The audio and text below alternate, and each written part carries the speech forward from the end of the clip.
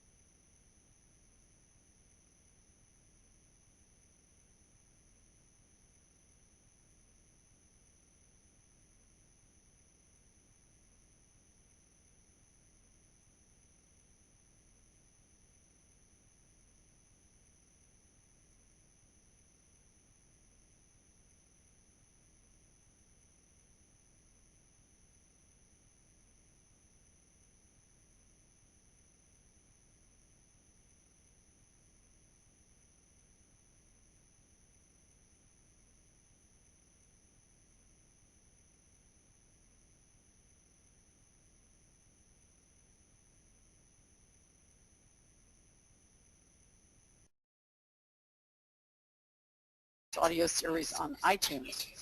I do suggest that you check out our iTunes podcast feed. There are over 50 wonderful audio podcasts there on all aspects of managing ADHD.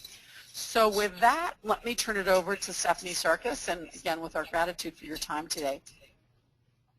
Thank you. Thanks so much, Susan. So today I'm going to just quickly go over a little bit about what happens when you have ADHD. So as a lot of you already know, you have issues with chronic disorganization, issues with trying to pay bills on time, trying to budget your money, issues with maybe not going over with your spouse or partner some big ticket items before you buy them. It's hard for you to wait 24 hours. So first we're going to talk a little bit about why you have issues with money when you have ADHD, and then we're going to be talking about solutions. And as Susan said, then we'll be taking questions from the audience as well. So if we could go to the next slide, please. Thanks. So chronic disorganization is a main feature of ADHD. So in our diagnostic manual, chronic disorganization is a symptom of ADHD. It can start impacting us from childhood all the way up to the present. And what that looks like is that we have a hard time getting things in order, not just stuff, but also ideas too.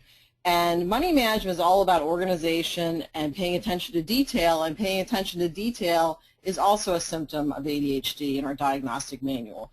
So we kind of get a double whammy of issues with ADHD and money. And not only that, but 50% of people with ADHD also have learning disabilities, and that includes having a math learning disability. So it may be that when we even try to add numbers in our head, we can't do it correctly, or just adding up numbers on paper doesn't work. So a lot of issues with money and impulsivity, they create a perfect storm. So what happens with ADHD is that you have things called executive functions in your brain. And these are tasks similar to what an executive does at a company. They process information, they give out information, they manage information, and again, the executive functions are dysfunctional ADHD. So the executive functions include organization, planning, forethought or thinking ahead, inhibition of behaviors. So that's that stop sign that pops up before you do something that says, well, maybe you shouldn't do that. Maybe you should think about that first. That stop sign does not pop up in the ADHD brain. So it's really difficult to plan and organize money tasks because of these issues with your frontal lobes of your brain, your executive functions. And executive functions aren't just part of ADHD, they can be part of other disorders too. But when you combine executive dysfunction with the other symptoms of ADHD, they can create, again, a perfect storm for money management. So again, paying attention to detail, having a math learning disability, disorganization, really does make money management more of a challenge. And the thing is with ADHD, it's not that we don't want to organize our money or that we don't want to budget, it's just we're not really sure how. Or we try a new way of doing things and it lasts for maybe a day, and then the next day you're right back to where you started. So it can be incredibly frustrating for people with ADHD. Next slide, please. So one of the key things, I was talking to Susan about this a little bit earlier, is that it's great that we live in an age now where we have technology so that we can do a lot of things online and get rid of paperwork. One of the things you want to aim for is to have the least amount of paper as possible. So for instance, when I have receipts for my business, I take a picture of them with my phone and then I shred the receipt. The IRS does count scanned receipts as being valid. So you want to get rid of the paper as much as possible because paper becomes a monster that starts multiplying and taking over our space. And when you have ADHD, the more visual clutter you have, the less motivation you can have to get things done. Your brain just gets really tired. So you want to make sure that you scan or receipts or take photos of them to make sure you have a record. Shred the original, especially if it's got your contact information on it. Make sure you use a cross-cut shredder. That's really important so that the paper gets thoroughly shredded because we really want to make sure that you avoid any kind of identity theft issues. And also back up your laptop or phone on a regular basis. And you can schedule your laptop and phone to back up on a weekly basis, bi-weekly basis. And the way you figure out how to do this is you can either ask your teenager or other kid, they know how to do this stuff, or you can take your laptop to the Apple Store or Sony, wherever your laptop or other technology item is from, and they can help you do that. Also, really important, use money management software and apps. So again, we live in an age of technology that we can manage our money without even having to lift a finger. So there's a program and an app called Mint, M-I-N-T, and that's for free. And they will manage all of your accounts. They'll let you know if you've spent more than usual in a category. You can, again, translate that into an online program. You can also pay your bills through there. There's Quicken, which is Q-U-I-C-K-E-N, and that's also a money management program that keeps track of your accounts, your investments, and again, you can also pay your bills from there. So also for Apple, there's iBank, that's I-B-A-N-K, and again, it syncs with your banks, and so you don't even have to update it yourself. You don't even have to balance your checkbook because it does it all for you. So really nice way and low-cost way to get money management down. And again, it automatically updates. You can just schedule it. You can say, every day, computer, I want you to go online and update my account information. It does it for you. And you can also set up warnings so it emails you when your account is low.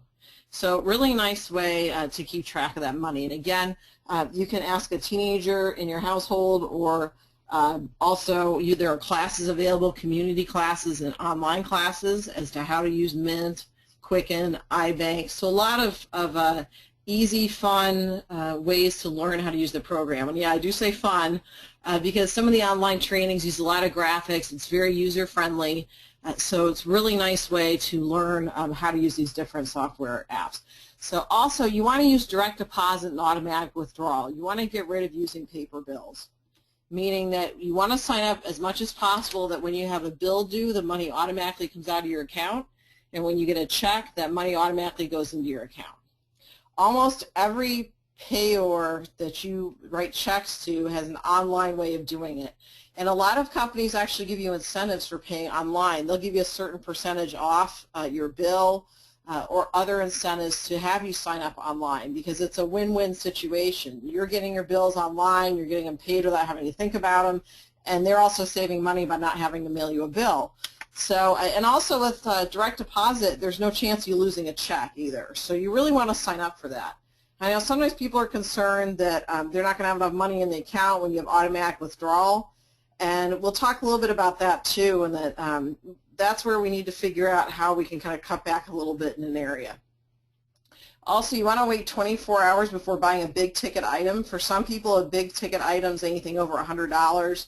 Some people it's over 500, 1,000, whatever dollar amount you feel is something that you should really wait on. And my feeling is if you don't buy an item right away and you wait and the next day it's not there, then maybe you just weren't meant to have that item.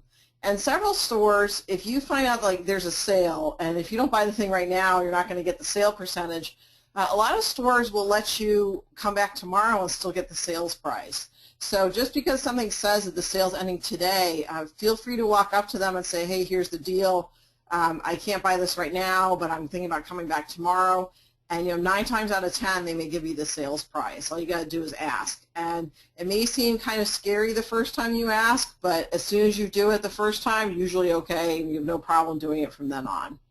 So, and also everything's negotiable too, even things that you don't think are negotiable. So if you have an item that you see in a store and let's say it's got some scratches on it, but other than that it's working fine, you can ask the manager of the store if you can get a percentage off the item, and a lot of times they just go ahead and do that. So a lot of ways that we can just ask for what we need. So also, if you have a spouse or partner and you're getting into arguments about money, which are more common in couples with ADHD, you might want to consider keeping separate savings and checking accounts, and each of you pays different household bills. Like one person pays the mortgage or rent, another person pays the utility bill, and usually I recommend that people do that based on their percentage of income. So if your spouse or partner makes like triple the amount of money, they obviously would pay more of the household expenses, so it's fair. So, and I've noticed that people that do this tend to fight about money less because they aren't having issues like not knowing when somebody wrote a check or things like that. So, but I would always kind of recommend talking to a financial professional before doing something like that. Also, credit cards. So the old rule used to be you got rid of your credit cards, you only used them for emergencies. However, when you are online and buying things online, you have to use a credit card, because if you use a debit card and somebody hacks into your account, they can wipe your account out.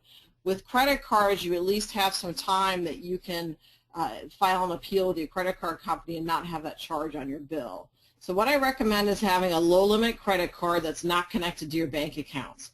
Because when you have a credit card that's linked to your bank accounts, hackers can get in and mess with your bank account too. So again, have a separate credit card. American Express and some other companies have credit cards where you can just add cash on. That's a nice alternative for a lot of people with ADHD because again, it is cash and you're not impacting your credit. And also it really keeps a cap on how much money you're spending.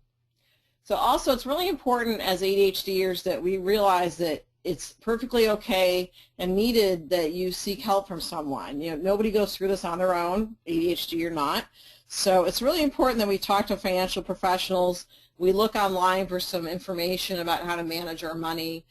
And financial professionals can include having a bookkeeper, somebody that you pay per hour to make sure that your financial statements are up to date, that your online accounts are up to date. It can mean talking to an accountant to make sure they do your taxes.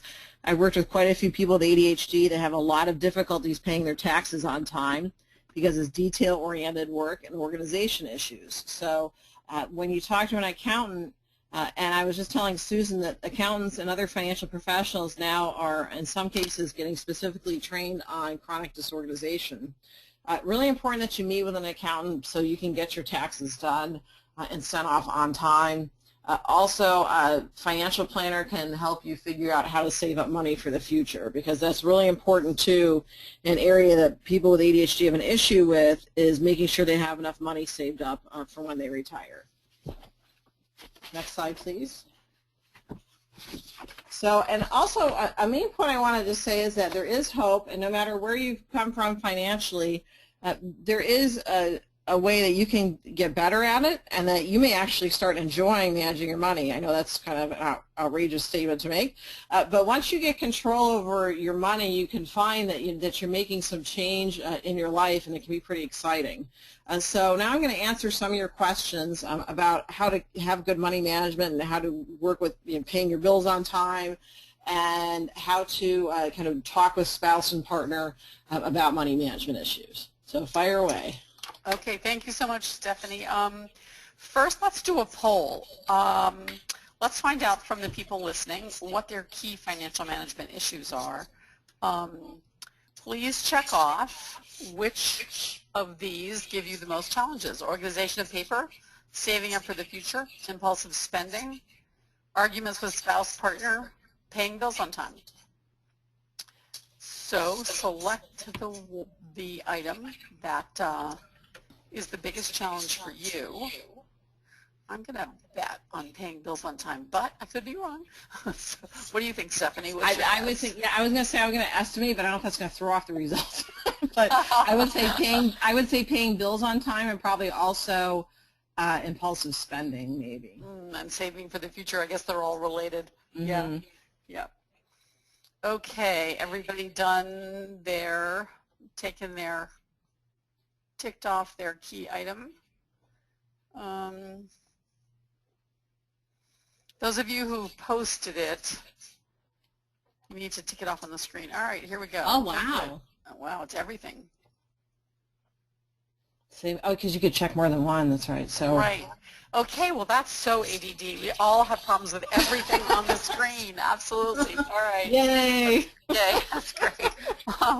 So let's just start with organization of financial papers. Stephanie, you gave the very welcome suggestion not to keep it, but I'm sure I'm not alone in saying that that's just easier said than done. I find, at least for me, I'm afraid to tick off, yes, don't send me the paper, just send it to me online, because I'm afraid I'll never find it again or see it again. Well, one thing to keep in mind is you can't find it anyway, even if you do have a paper version. It's really true. So that's one thing to think about, is like, really, how often do you know where you put the paper version? Right. Now, right. In cases where you're required to have the paper version for, let's say, the business you work for, then that's something else. But again, many companies are working towards using no paper whatsoever. And again, the IRS accepts scanned receipts just as if they were real receipts. So there are also scanners that will actually organize and read the receipt for you. So they'll tell you who the payor was, how you paid, whether it was cash or debit, and they'll organize into different kind of columns for you, so you can just print that out and take it to your accountant or use it to do your taxes. So. Okay, so just get rid of the paper, no piles. Right, and one of the rules I kind of have for people is to get rid of 10 things a day, even if it's just 10 receipts. And if you do 10 things a day, it's amazing how quickly you'll realize how much less clutter you have in your house. And again, just 10 things. That's it, and you can just check them off as you go. And a little bit at a time is better than you spending an entire day, being exhausted, never wanting to organize again. That's so again, just 10 really good suggestion.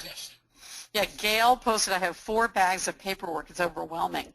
So your point is just 10 minutes a day. Don't try to tackle the whole 4 bags. Just 10 things, not even 10 minutes, just 10 things. Just take out 10 pieces of paper and scan them, take a picture of them, get rid of them, and that's it. And you're done for the day. It's Elizabeth, really important that we limit ourselves too, because if we do too much, then we get burned out. Right, right. Elizabeth has posted, I just started using the Doxy wireless scanner and then shredding the paper, and what a relief. So I think you've got a supporter there. So the Doxy wireless scanner, that's interesting.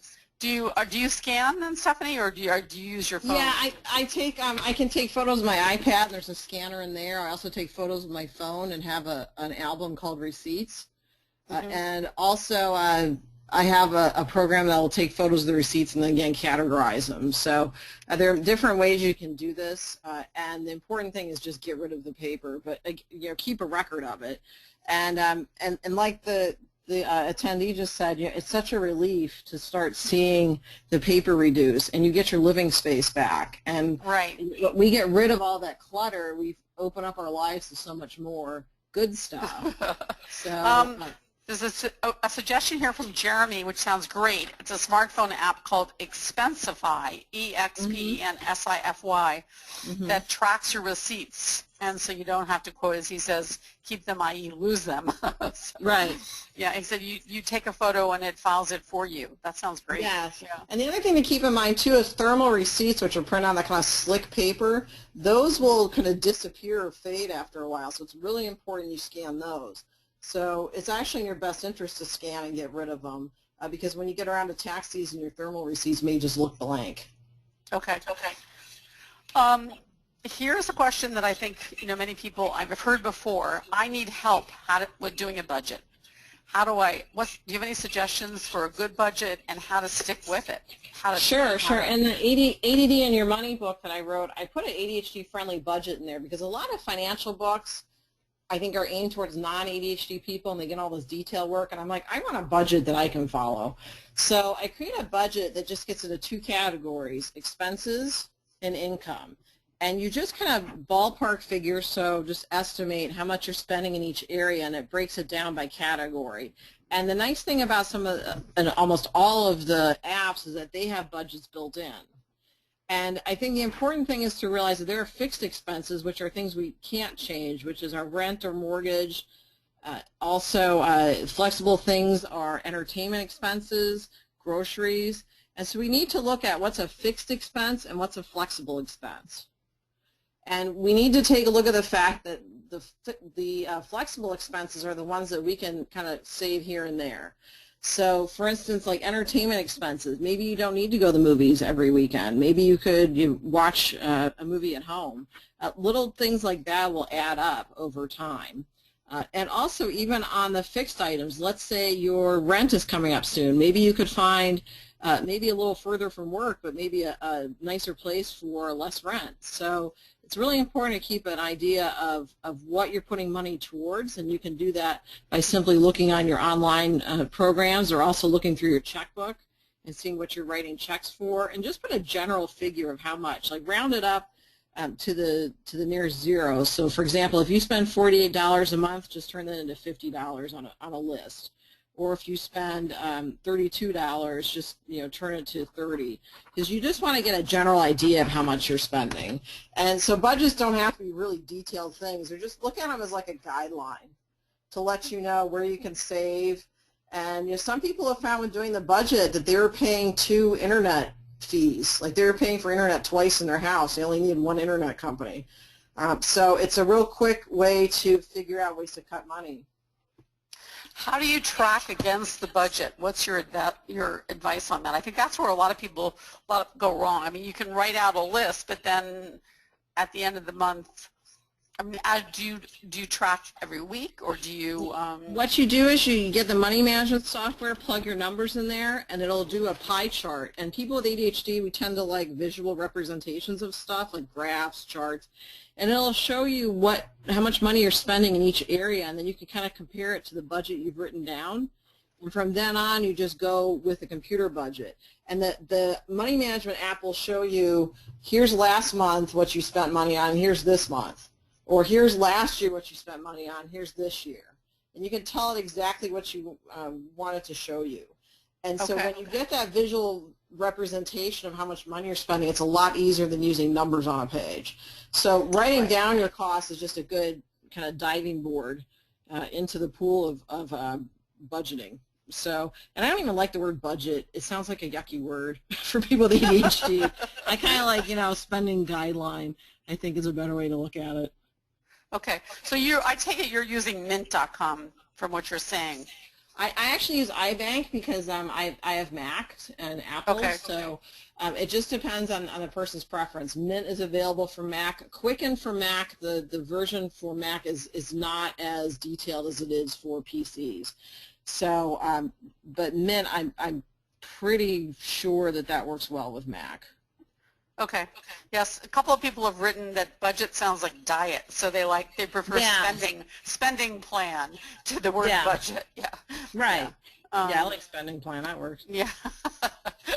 or not spending plan, as the case may be. Right, and we want to make sure we look at it as, managing money instead of cutting back on stuff too. I know I said cut back like 5 times, but we really want to get away from the diet view, which is you have to deprive yourself of stuff. This is more, again, figuring out maybe you're paying something twice, or maybe there's a way if you pay your student loans online, you can get some percentages taken off. So this is just a way to kind of peer over that cliff. I think sometimes when we peer over the cliff, it's not as scary as when we are thinking about money management. If we just kind of take a leap and look at what we're spending, I think it makes it a lot easier for everybody. It's less nerve-wracking. Right. Have you heard or used e-money? That's a question that was just posed. I've heard of e-money. There's several different apps and software, and what I would do is look at the reviews. There's a website called CNET, C-N-E-T, that reviews software and apps, and you can look on there and they'll give you their opinion of how user-friendly the app is. It depends on what your level of skill is with online programs. If this is new to you, you may want to find an app that people have commented this is really user-friendly. If you're a tech person, you may be able to use a program that is a little less user-friendly. Really depends on your comfort level, and you may need to try out a couple to see which one works best for you, and that's totally okay. A lot of the programs have a trial period where they're free for a certain number of days, and Mint, like I said, is free. I think if you add on different features, it costs you a little more, but overall very inexpensive. And if you think about the fact that you really can't afford to not manage your money because you're getting late fees on bills, and you are spending more money than maybe what you're taking in, so this is something that you really can't afford not to do. Can we just dial all the way back? There are a number of people online who are saying that they just find bill paying excruciating to the point where they just don't do it or procrastinate or just really, so it's way beyond budgeting. It's really just even addressing the piles of bills and getting them paid on time. Right, so let's get rid of the piles. So go to all paperless billing and set it up to pay through your account, really, because when we see that stack of papers, we're like, where are we even going to start?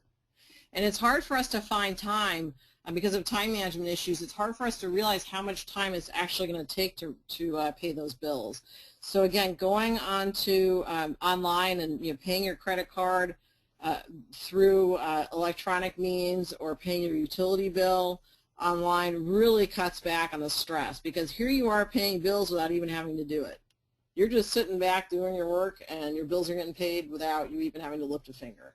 And that's really what we want to work towards. Now, if there's an issue again with finances and the reason why you're not paying your bills is you're not sure if you have enough money, then that's something where I'd recommend you go to a financial planner so you can figure out maybe what areas are there some changes that need to be made. Okay. How about impulsive spending? That seems to be a significant issue for a number of people. Yeah, and I think we need to look at chemically what happens when you impulse spend. When you impulse spend, you're increasing dopamine in your brain, and dopamine is a chemical that's low in ADHD. So what impulsive spending does is it gives you kind of a high or soothing feeling to your brain in the immediate future, but long term, it hits you how much money you spend, then you feel bad. It's kind of like an addiction withdrawal. So I think it's really important first you have ADHD that's being treated effectively. Medications have been found to actually decrease your impulsive spending, because when you get enough dopamine in your brain, you're not looking for ways to self-medicate or raise your dopamine level. So people that are on stimulant medication will usually wait longer for more money than spend impulsively. And well, let me back that up. So there's a study that found that they gave people 2 options. You could either get a shorter amount of money now, or if you waited a day, you could get double the amount of money. People without medication were more likely to take the smaller amount of money right now, and the people who are on medication are more likely to wait till the next day and get double their money. So even something simple like that, you're more likely to get more benefits from money if you do have your ADHD treated effectively. Again, if you do not get enough brain chemicals in your system, you're going to find a way to medicate, and that could be impulsive spending. It also leads to disorganization. So again, that's the key feature, is getting your ADHD under good treatment. Okay. Other than treatment, here's a person who says, I can't seem to wait 24 hours. I become hyper-focused on something I want, and it's really difficult to wait. Well, one of the things to keep in mind if you are waiting is to look into practicing mindfulness. Mindfulness has been showing a lot of effectiveness for treating ADHD in research, and that's a form of meditation where you stay in the here and now. One of the books on that that's really good is by Lydia Zylowska, Z-Y-L-O-W-S-K-A, and she's written a book called The Mindfulness Prescription for Adult ADHD.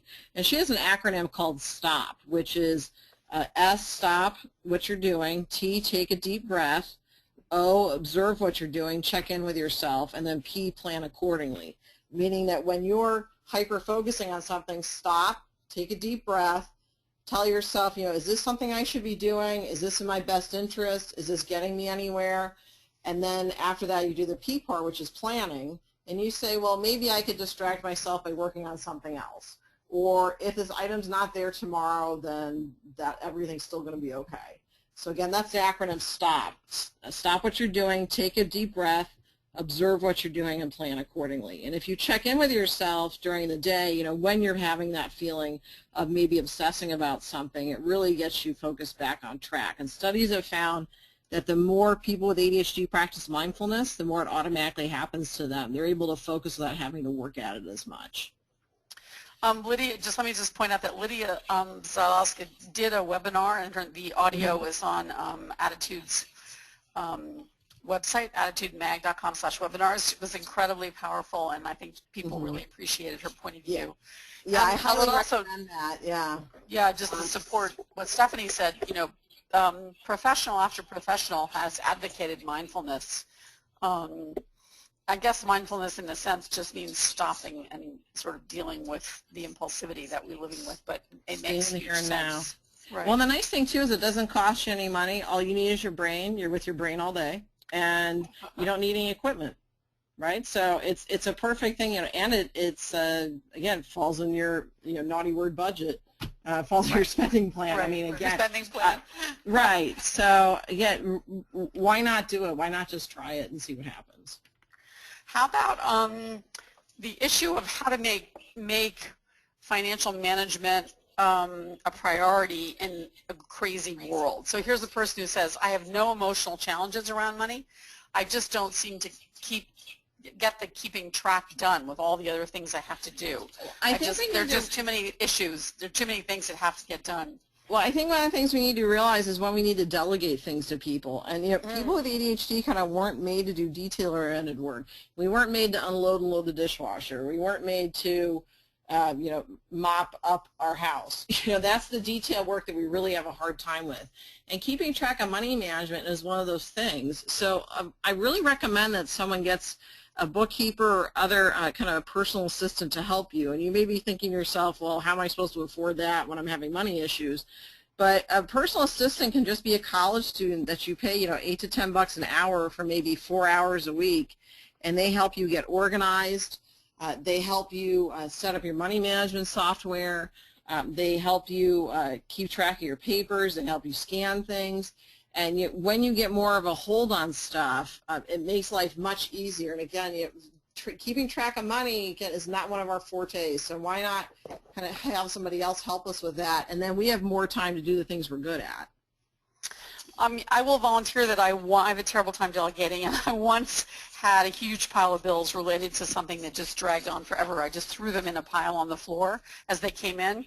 And finally I hired a TaskRabbit. I don't know if the people listening have the TaskRabbit in your city, but I hired a TaskRabbit, and she was amazing. She came in, got it all in order, and it just changed my life. So to support your point about getting help when you just are not getting to something. It makes sense. And there's TaskRabbit. I think that's available in in now major cities, and also that's TaskRabbit.com.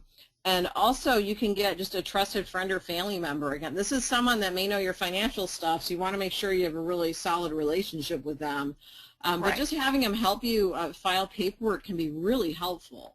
And making sure that you only do it for 30 minutes at a time, and then you take a 15-minute break. And you don't do it more than a couple hours at a time, because we really need to take a break going outside, and going outside really resets the ADHD brain. And we really don't want to do an organization task or any other kind of detail work for more than that period of time, because we can get really burned out and not want to do it again. And again, having somebody with you, even somebody just in the room with you, can make a huge difference as to how much you're getting done. Elizabeth has just posted several links on mindfulness, which I just instant message to the group, and she says that she started mindfulness practice about 8 months ago, and it's helped her on an enormous number of levels. And we have a person on the webinar who is a task rabbit, so that's very cool. Yay! Task rabbits are awesome. Can we talk about the relationship issues around money? Sure. I think probably the most common post I'm seeing here is tension between spouses. Several people who post that they can't manage money and their spouse can't understand what's wrong. Others posting that their spouse has ADHD and doesn't seem to be able to manage money or set priorities. What's your advice on dealing with two different partners or spouses in which they're very different attitudes toward money? Well, I think first it's important to look at what your childhood relationship was like with money, because that gives you an idea as to where your spouse is coming from. Now, if you're ADHD, it's sometimes very possible that your parents didn't manage money well, so you didn't really learn how to do it. Now, if you're really fortunate to have a parent that managed money well, then you pick up on those skills. So when you have someone that had money mismanagement parents and somebody that had money management parents, it can create a lot of conflicts, because one person says to the other, how could you possibly know how to do this, or how come you don't know how to do this? So that's really important to have that talk. And in my book I talk about how to discuss that with your spouse. Again, it's really important to know where each of you are coming from. Sometimes people that have impulsive spending, a lot of it can be traced to the fact that when they were kids, they weren't really aware of how money worked. And nobody really taught them. So I think that's an important thing to keep track of, is it's not a personal thing. It's just sometimes, we just work with what we knew. And also, one of the things to keep in mind is that all couples fight about money. It's just that people with ADHD, it happens more often. So it's not so much the fighting about money, it's how often you're fighting. And in the book also I talk about a way that you can argue without fighting, which is how to present your case. You talk for 10 minutes, the other person doesn't say a word, they respond with open-ended questions like, tell me more about that, or when you say this, do you mean this? And you do that for about 5 minutes, then the other person talks for 10 minutes, and then you follow up with the other person asking questions. So, and then setting a limit to how long you're going to talk about it and only sticking to one topic at a time. And that sounds confusing, but it's really important that you argue instead of fight, and arguing's okay. I'm more concerned with couples that don't argue, because that tends to show that they're not communicating well. And I also recommend couples therapy too. There are therapists that specialize in working with couples with ADHD, and I think it's important that you find a therapist that does specialize in ADHD, because there are issues like impulsive spending, money management, that don't occur at the same frequency they do in other couples. And ADA's, an Attitude is a great place to find that list of people that you can go to for ADHD-related couples counseling. Again, I think that's really important, that you both see kind of where each other's coming from. And if you don't have ADHD, I think it's also important to acknowledge, again, this isn't personal. The person with ADHD, their brain just can't process the idea of money and can't, or doesn't have that stop sign to have them wait before they make a decision. So, and I would talk to your spouse maybe too about looking into that cash paid credit card, or lowering the cash limit, and that you do it too. I think it's important that both people do the same money management practices and not just the person with ADHD, because what you don't want to have happen is that you're telling the ADHD person how to do all this stuff and you're not doing any of it. I think it's really important that things are equal. And for people with ADHD, if the non-ADHD spouse is managing the money at home, that means you also still get equal access to it. And you have just as much right to look at the money management programs, software, as a person without ADHD. I think that's something to keep in mind too. One of the people who has who's on the webinar who has terrible problems both with her own money management and with her spouse not understanding says she hides any and all bills and purchases from her husband. What's your thought on that? I call that financial infidelity, because unless you're buying a gift to your spouse and you don't want them to know what it is, it can be pretty damaging, because those purchases do get found out. Now, one way to kind of deal with that is if you kind of work out with your spouse, hey, I'm going to have this separate account, and then maybe I can buy some stuff for myself, and then we can just buy our own things, and I have to talk about it. Some couples have agreed to do that. They'll have one account where they pay the household things, and each of them will have an account where they spend a certain amount of money per month. Because what you don't want to do is totally deprive yourself of buying fun stuff, because then you'll kind of go nuts, and then you'll kind of binge on buying. So I think it's important to at least let yourself buy one kind of fun thing once in a while. And again, having a separate account where you and your spouse both agree that that's your account and you can buy what you want out of it within reason, I think that can probably be a better alternative. Okay. Yeah, I think that people don't like to nag. So here's my ADHD spouse tends to impulse buy. And how do I stop them without nagging? So, yeah. I think going to a financial professional can help. Again, I think couples counseling can help, so everybody's heard and everybody gets their side of the story in. And so the financial professional and counselor together really can create a kind of comfortable, open space to talk about those issues, when otherwise, when you've talked about them at home, it may turn into an argument, a fight. You may not have your opinion heard, or you don't feel listened to. So again, I think having someone kind of help you out with that can make a huge difference. And also getting effective treatment for ADHD, again, can make a big difference in the impulsive spending. Have you seen any resources, Stephanie, that where people can, their parents who want to know how to help their children learn money management, couples who say, before maybe premaritally, should they get are there resources where engaged couples can go and get counseling? Sure. I address actually both those issues, kids and money, and also getting engaged and getting married and money, in my book, ADD and Your Money. Also, there's a neat book that you can get called the Marital Compatibility Test, and that gives you a bunch of questions to ask your spouse or your future spouse before you get married. And it talks about everything from money issues to sex to the temperature of the house during the day. I mean, all sorts of stuff that you don't think about until after you're married. So that's called the Marital Compatibility Test, and that's kind of a fun quiz that you can talk to each other about that talks about your spending style. And whether you consider, a certain purchase to be essential or not. Really important to know that stuff. And again, my book has one chapter on talking to kids, another chapter on talking to the spouse. Not only that, but also planning a reasonably priced wedding too, which is a lot easier than people think. Wow.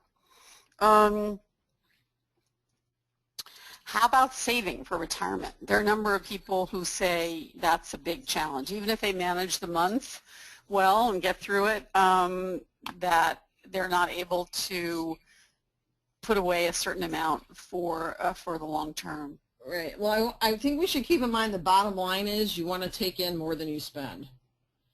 And we want to keep that in mind, is that you want to have a plus at the end of the month instead of a minus on your account. So one of the things that I would recommend is even if you put away $5, $10, $15 into your savings every month, that starts adding up. And I think also it's important to look at what are you spending money on and what are some things that you could change. And because planning is one of the executive functions that's impaired in ADHD, a lot of people with ADHD don't take advantage of their employer's retirement plans, don't save up for the future, because it's difficult for a lot of us to look that far into the future. We're going to live off our savings. But again, I think talking to a financial professional can help. Again, even putting in a little bit of money at a time. You can even have it set up at your bank where a certain percentage of your paycheck every month goes into savings instead of checking. And that's a great way to get that money put in there without you even having to lift a finger to do it. So pay yourself first. Yes, pay basically. yourself first. And the ideal is to have a year of living expenses saved up, but I would just aim the beginning for about 3 months worth of living expenses. So if you lost your job tomorrow, this fund could take care of 3 months of your bills. That's what you really want to aim for. Okay.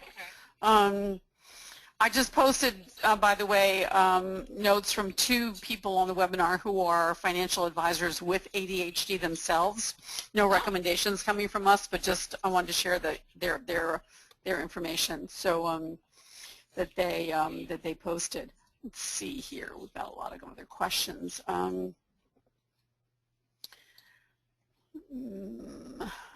Here's that person that's really interesting. She says, you know, that I find this fascinating. She's a business manager, and at work, she balances the budget absolutely spectacularly, but at home, it's completely the opposite.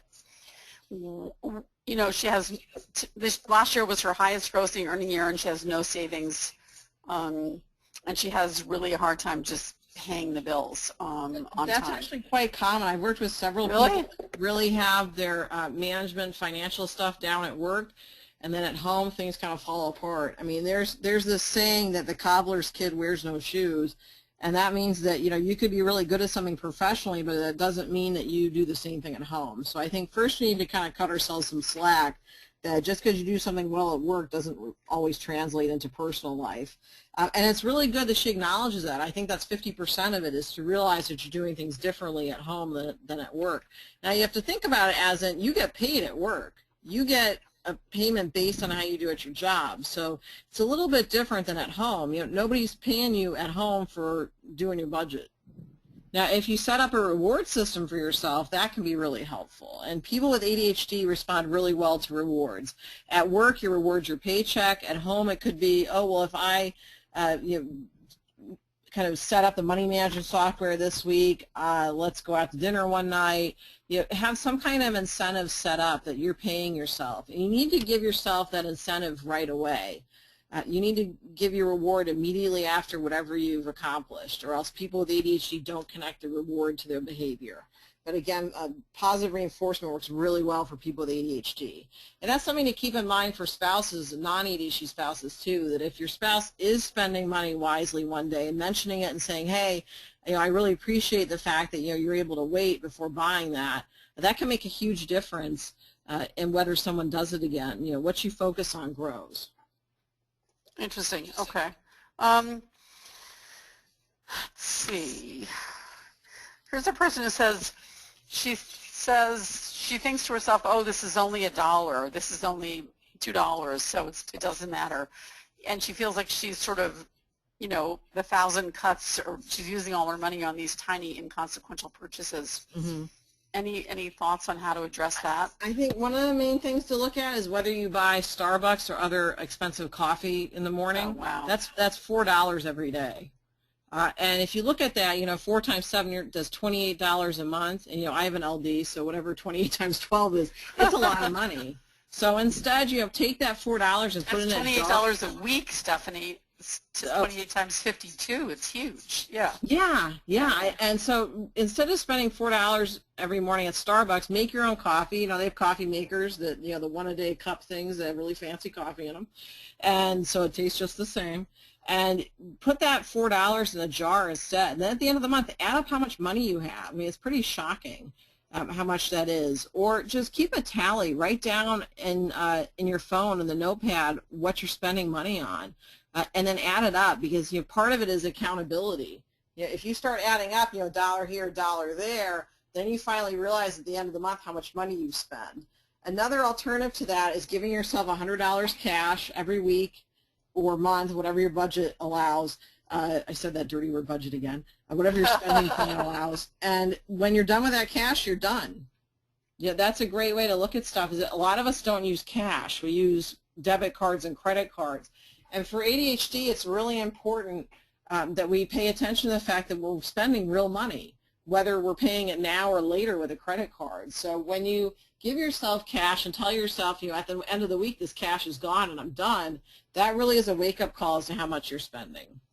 So that is that the envelope idea? There's someone here who posted, what about having envelopes for different amounts of money? Yeah, yeah. You do the same amount of money every week. It doesn't have to be complicated. You just say, okay, I'm going to do $50 this week.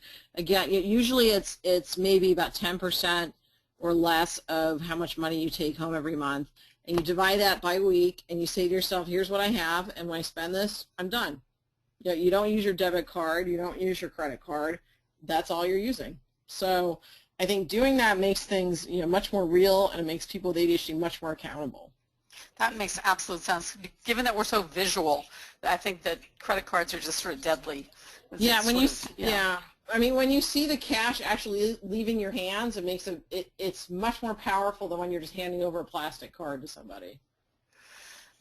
Steve says, I find it helpful to think of the consequences of my impulsive actions and then think through how I'll feel afterwards. So that's really mindfulness, isn't it? I mean, what he's saying. I mean, that's yeah, the consequences, sometimes that's easier for some ADHD people than others, and that's great if they're able to do that. And think about, well, yeah, this may give me a rush right now that I'm buying this, but what's it going to be like when my spouse or partner finds this on the credit card bill? So, but I think that's one of the major issues with ADHD is that learning from consequences can be one of those things that's impaired, one of those executive functions that doesn't work well. Okay. So I think that it's important, again, to look at the brain chemical stuff, which is, this soothes your brain right away, but it's not going to kind of fix the problem. Right. Right. Here's a great question. Is there some quality that people with ADHD have that is good as relates to money? Sure. I think that people with ADHD can be really creative and use visual skills. I think that the people I've worked with that are in money management fields tend to be really helpful for people that do have money management issues. I think that overall, people with ADHD, we really relate to people that may be struggling or have ADHD themselves. So I think that money managers I've talked to with ADHD do really well with clients that have chronic disorganization or ADHD. Overall, I think they tend to be more creative. What I've found with people with ADHD is when we are looking at a financial spending plan, they find really creative ways to save money in some areas and maybe switch cell phone providers to save money. And they tend to have, opposed to people without ADHD, people with ADHD tend to have a lot more ideas about what to do instead of what they're doing now, which I think is really neat. They think outside the box, which is really right. Yeah, that makes sense. Danella has made a great suggestion. She says that she was diagnosed with adult ADHD at age 48. And when she began dealing with paper organization, her therapist suggested a simple habit of first things first, which is incoming mail. She has two small baskets. One is scan to shred, and the other is recycle. So right from incoming mail, she goes to what's going to get burned to scan to disk, or what's going to be recycled. Even so that better, seems like a great tip. Even better, get rid of all the paper. So if you go to my Facebook page, my business page, Stephanie Sarkis, Ph.D., I have a link there where I list the website that you can go to so you can stop getting junk mail. And you can also stop getting direct marketing mail from other companies too. Because when you get all that mail and their bills are in there along with all these ads, it's really difficult for people with ADHD to sift through all that stuff. So you want to decrease the amount of paperwork coming to your house as much as possible. That includes bills and, again, also getting stuff mailed to you for marketing purposes.